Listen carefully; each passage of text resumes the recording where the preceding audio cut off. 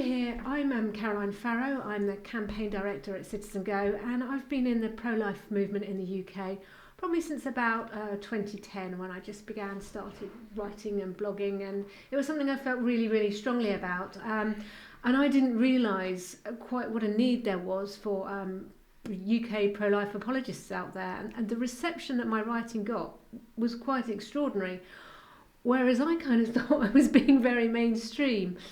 So with me I have, do you want to introduce yourself, guys?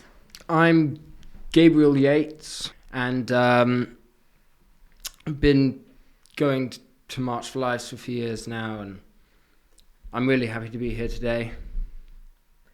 I'm Josephine. I'm also 15. I was raised pro-life, but I've become more involved these past 5 years or so, attending the pro-life marches and whatnot, and I'm very happy to be here also. So let's start. One of the things I was going to ask was, what does being pro-life or anti-abortion actually mean to you?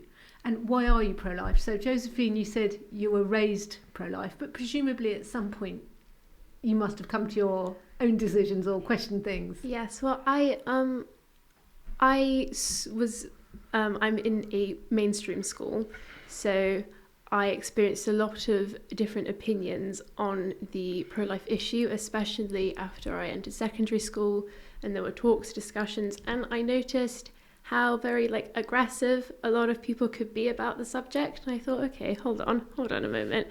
And I did some reading, and I went to the March for pro-life, and it's the culture of life. It's the sort of the importance of the right of baby and mum. I just think that's really beautiful. And what about you, Gabriel? I was the same, brought up pro-lifer, and I'm not in a mainstream school.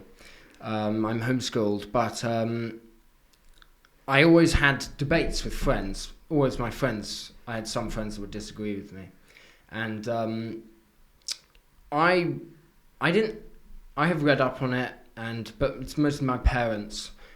It always taught me logically through why it makes sense, and how it's a baby in the womb, when it's a baby, and why you can't put one life over conveniency. So you both say you were raised pro-life, but presumably, I'm a mum myself. I've got 5 children, but presumably your parents did they bring pro-life to you in quite a positive way, as in, a lady's got a baby in her tummy, rather than, it's really because I know kind of the impression that people get of parents like ours. Well, my parents weren't pro-life, but parents who bring up their children to be pro-life, they imagine it's as a kind of proselytism or being lectured all the time. And actually, I'm certainly in my family that's not the experience. I'm guessing it's the same for you as well. Yeah, I didn't even know there was an issue. I didn't even know it was an issue until I was about 10 years old. Up till then, I always assumed baby from conception. That was always brought up. I never even knew there was an opposite up till then, personally. It was always definitely brought up in a positive manner in a home. So the whole pro-life versus pro-choice thing didn't really come into being as a discussion until I was a bit older. But it was always, so-and-so is pregnant. It's beautiful. They're going to be having a baby. Isn't that wonderful? So it definitely came as a sort of a surprise when I found out that wasn't the case for everybody, though I understand that it was, it's certain things are different, but I think it's really important how it was always sort of brought up in a positive manner. It wasn't, this is the facts. It was also how beautiful everything is. And how old were you both when you discovered what abortion was? I think I must have been, I'm not sure, probably about 8. Right. Probably. I think it was in a discussion that some of my friends have been having, because they were a bit older than me, and they were brought up very much so pro-choice, and I was caught off guard because I didn't realise that people didn't agree with me, and that was when I had a discussion, I think. When did you find out? I'd say a little older, because the homeschooling is a bit more sheltered. I would say about 10. Right. I mean, it's interesting, isn't it? Because my children, there's a lot of debate about whether or not children should be told about abortion, and I bet when you found out, I bet you were really horrified, weren't you? You're just like, yeah, how can someone do that? And I always think of like the sign language for, do you know the sign language for abortion? Yeah. If you're signing abortion, it's like, it's really, really shocking. My children first learned what it was. It was a bit tricky for them because one of their siblings is much older. So she was aware. And we went to a ProLife event, and I think they're about 8 or 9. And so they weren't entirely, and they were horrified because that is a child's automatic reaction to discovering what abortion is. It is one of abject horror. And my daughter, who's in year 7, had a really interesting experience just this term.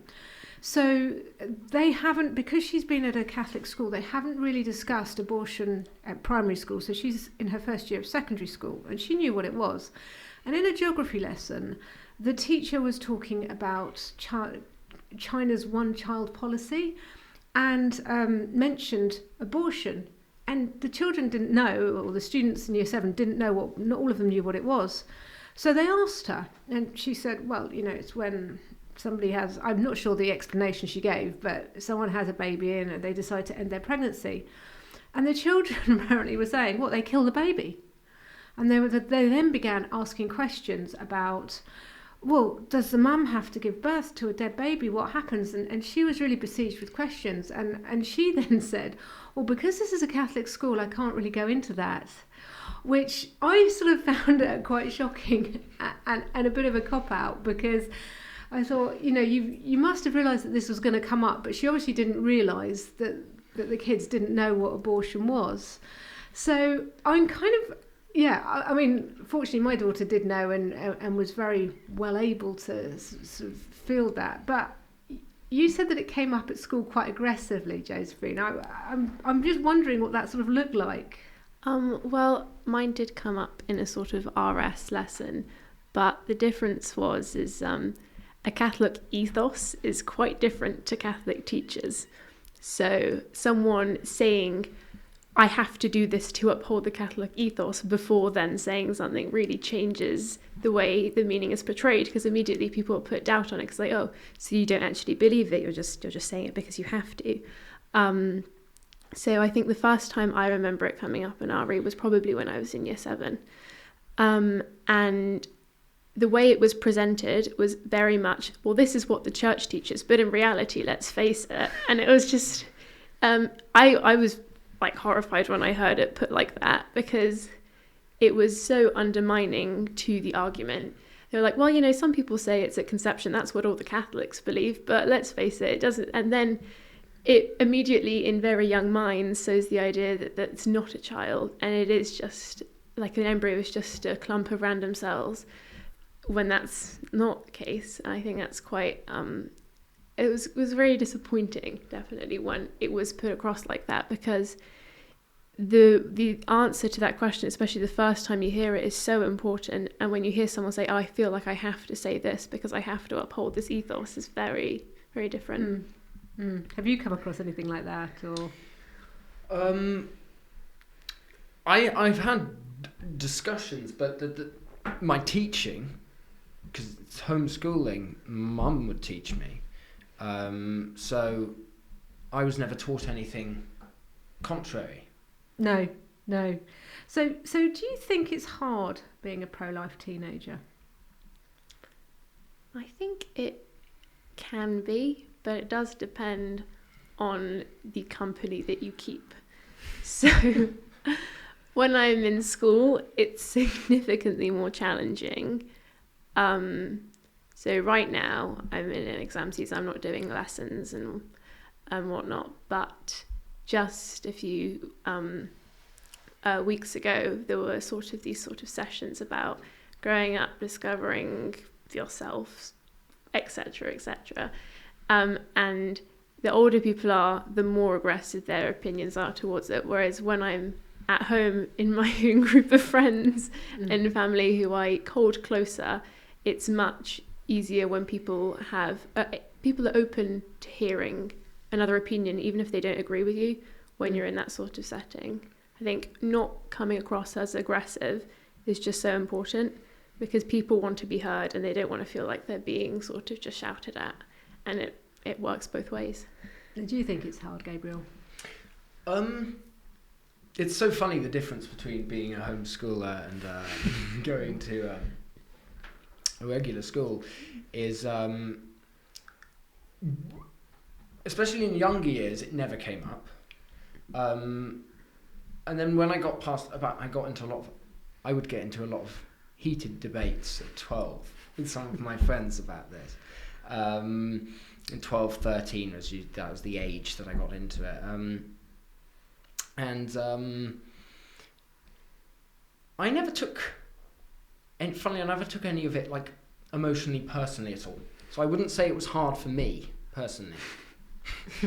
That's just me. Yeah.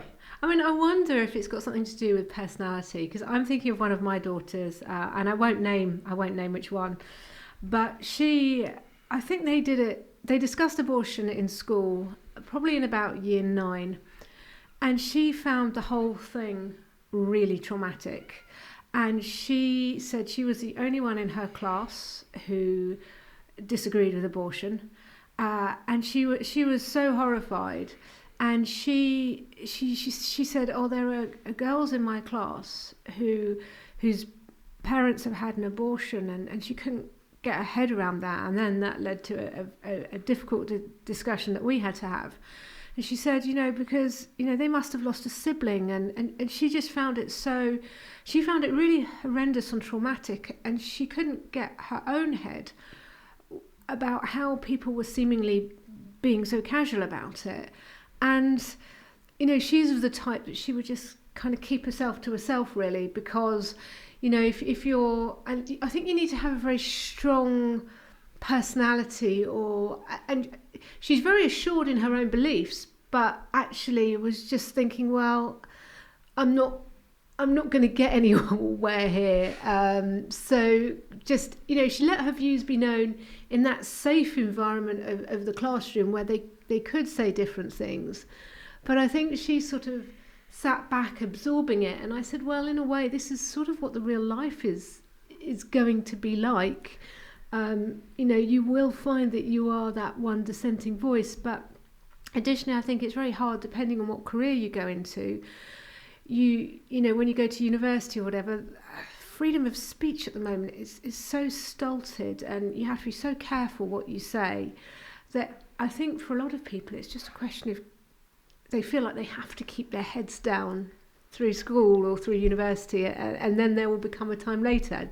Do you feel like that? I think in terms of trying to do it sensibly, it's just you have to pick your battles. So sometimes you're in a scenario where always sort of bringing up a contrary might not be the best idea, because there's not enough time, so you'll probably just be left understood after 5 minutes and they'll leave thinking, oh, they're stupid. But if you have a little bit more time, and even if that person's not particularly open to a change in opinion, it's definitely worth starting. I always do by trying to understand where they're coming from, and then you just asking questions, I think, is a pretty solid strategy, because that's when things start to fall apart, when you start not being able to answer questions like, okay, when does it become a life? And you get the stumbling, is it when the heart beats, or is it at conception? And then you can sort of guide people to, what I think the truth is, definitely what is the truth. So when you said, Gabriel, that you got into lots of arguments when you were 12, was that with just... So you're homeschooled. Who was that with, and how did that happen? So it was on the weekends. I'd always meet with this one friend. Mm-hmm. We'd meet at their house, and I always managed to bring up the debate somehow.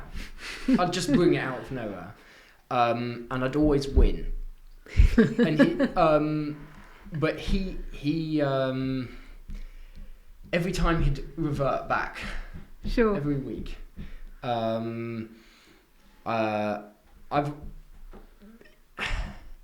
It was in a way slightly frustrating, but I loved arguing. So Josephine here asking questions. I would get all the information they could give me, and then I would try to destroy them. Which probably wasn't the best way. Funnily enough, I managed to make him admit I was right once, and then I think he just reverted back to his previous thoughts because he was so influenced by the world. And do you think maybe there's like I hate to be sexist, but do you think there's a difference in the way in which men and women approach this? Because obviously I think men tend to be almost quite bullish and, you know, very logical, and this is a baby, this is alive, how can you, you know, and I often see, sometimes I think the men get a little bit angrier over it, whereas I think the women, it's almost, it's about witnessing in a way, not winning. And you know, I always say this, and I think lots of women agree, is that I don't think you can actually be effective in the pro-life movement unless you've got a real heart for women, unless you know, or you need that sort of compassion and empathy. And it's I think it's easy with two men, you know, arguing with each other. That's great, but I can see how that happened, because it's just like a real male thing. Nobody wants to back down. Everybody wants to be right. But probably, I'm not being horrible. I mean, do you think you've learned anything from that, she said? Yeah. I was definitely not the most compassionate debater. I wouldn't even call myself a debater. I was an arguer. Yeah. I wasn't. I would try and push someone down instead of making them see. I would try and make them see reason. Sure. Yeah.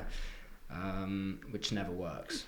Forcing someone to have the same view as you. It's probably a common ground, which would be the best. I mean, I think in some ways, I do think this needs to be talked about more in schools, because actually, when you have some young pro-life students in schools, you can air your points of view, and you can do it safely, and you can do it in an environment whereby you've actually got the teacher or whatever there to moderate it, so it doesn't get too out of hand. But then, yeah, I can also see, you know, school's a difficult situation because there's bullying and all sorts. And I mean, have you encountered that at all? I would say I'm a fairly sensitive person, but at school I don't particularly care what people think. And if you don't particularly care what people think, people don't tend to say anything. But people definitely have their opinions on your beliefs. I think that debate is useful, but generally, people who view themselves as pro-choice, at least within the communities that I'm within, most people are a lot more unsure than you'd think. It's just the few people who are very, very strong advocates that speak for the group. So whenever there were discussions, I wasn't the only pro-life student, but there's definitely no more than 3 of us debating 3 equally sort of ferocious people who believe very, very strongly, and then everyone else sort of sits and watches. Yes. Because most people are too afraid to have an opinion on it, especially boys, unlike Gabriel, but they can often be very easily shut down with the, well, you're a man, so what would you know? It's not like you can have a child. So do you know anyone that you haven't been able to share your pro-life views? Is there anyone that you've just thought, oh my goodness, I just can't talk about this with you? Personally, no. That's not me. Even so, some people close to me are very anti-pro-life, but even that, I mean, that especially didn't put me off. That did the opposite to me. I mean, it's personal for them as well, the issue. But I understand why someone might be put off. Personally, I especially when I was discussing it at the time, I was pretty brash. Though I was much more gentle, but there's never been anyone I wouldn't talk to. Have you got anyone that you won't? I wouldn't say anyone that I won't. There are some people that I don't bother bringing it up around just because I know I'm not going to get anywhere with it. So people that I've already had discussions with, and sometimes opening that wound just isn't always worth it because it's not going to have a direct impact at that time. But obviously, if something were going on, then it's always going to be worth it. So I think generally I'd say no, but there are a few situations in which I would say I'm not going to do that because I don't think I'm going to achieve anything from that conversation. So I think we said at the beginning, have you done any public pro-life witness? I did an interview or two at the October demonstration at Parliament Square. And I've been to lots of things, but I haven't been like a central point of focus at any point. Have you, Gabriel? Pretty much the same, minus the interviews. Apart from that, just obviously marches and some processions and talks. And that's it. And how have you found it? It's always been... I've always enjoyed it. You know, the feeling that we're doing something right that needs to be done, and it's not a waste of time, because that's a nagging thought that can come to mind, but it's always worthwhile. Any progress is worthwhile. And have you enjoyed it? I have. I always have enjoyed kind of going to the public spots for some reason. I never really found an issue with it. Future career. I thought it was very interesting, for example, at the October in Parliament Square when we were doing it wasn't a march, but yeah, it's the commemoration, isn't it? Where yes. were you one of the people from with your the birth placards? year? Yes. Oh. And it's very interesting to see how people react to it. There were lots of people in cars, thumbs up. You know, obviously there are people who are swearing at you and saying that you're stupid, but on the flip side, there was a lot more positive response than I was expecting, which I think is always nice. It gives me a bit of hope because it does really show how people they are just passive, because not everyone, I don't think it's possible for everyone to be so strongly adamant that, oh, that's not true, that's not a baby, which it is. I think it's really lovely to see when you do things like that, how many people do agree with you, even if it is quietly. It's true. I mean, did you worry as well? Do you ever worry that someone's going to take a photo of you and it will be in the paper and you'll be in trouble at school or your friends will see it? I mean, people at school have seen it, and I don't think... there are always some people who will be a bit strange about it, but at the end of the day, as long as you don't let... if you start acting ashamed of it, that's when an issue comes up. But if you're like, well, yeah, that's what I believe that, then it stops being an issue. And it's really, for me, I never used to do a lot of sort of marches and things. I think my first March for Life was probably 2017, I think. And that, I think, was it in Birmingham in 2017, possibly. The one thing that's struck me since going to March for Life, particularly last year's one, did you go to last year? The vibe was just amazing, and there was just so much camaraderie. There were so many young people, and as you said, I couldn't believe how much goodwill there was. You know, people hooting their horns, looking. Of course, you always got a few negative. And I remember we went up to Trafalgar Square, didn't we? And there was Extinction Rebellion with all their puppets and crystals and whatever woo they had, and they were Extinction Rebellion stopped their demonstration in order to watch us and to look at us, and lots of passers-by said to us, "Oh, you're so much better than they were," and that got goodwill as well. And the police who were obviously marshalling it, they were really nice, and and it. I felt wow. For one of the first few occasions, I really felt that the public were on side. Yeah, but it can be when you first go to a public witness, it can be a bit unnerving because you're not sure what to expect. Yeah. But I don't know. I've always found that everyone's really, and the more young people, the better. I think. Like last year, there were an insane amount of young people I knew. I'm friends with almost all of them actually. Yeah, we are. So I knew so many people there. It was amazing. Last year. Wow. The March for Life was amazing. Once you enter the community, I mean, the whole sort of community of young people especially, I got to know through the March for Life. So back in, it must have been 2019, like I'd been going before for a year or two.